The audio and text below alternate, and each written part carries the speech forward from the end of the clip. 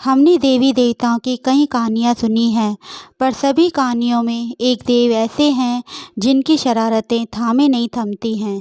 श्री कृष्ण के ऐसे किस्से जिसे सुनकर हम सब बड़े हुए हैं, पर एक किस्सा ऐसा है जो आपके होश उड़ा दे। मथुरा के पास वृंदावन नगर में एक मंदिर है जिसे निधिवन मंदिर कहा जाता है।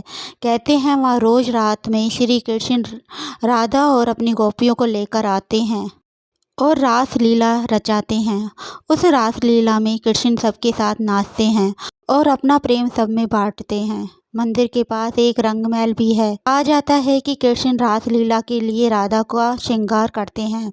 वहाँ रोज रात में मंदिर के कार्यकर्ताओं द्वारा श्रृंगार का सामान रखा जाता है। साथ में वहाँ एक बेड भी रखा है। मान्यता है कि रास लीला के बाद कृष्ण और राधा वहीं आराम करते हैं।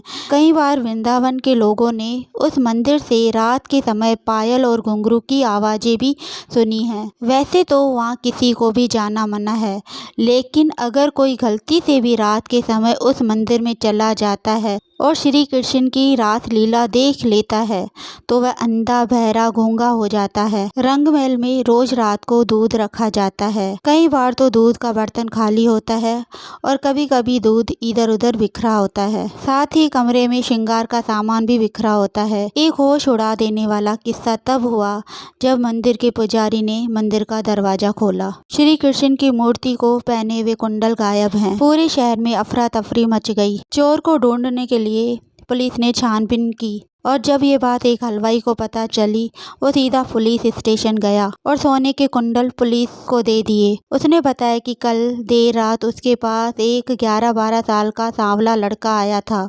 उसने उससे दूध और खीर मांगी। पैसे नहीं होने की वजह से हलवाई ने उसे भगा दिया। हलवाई ने बताया, थोड़ी देर के बाद फिर वो लड़का मेरे पास आया और बोला, मेरे पास पैसे तो नहीं हैं, पर ये कुंडल रख लो।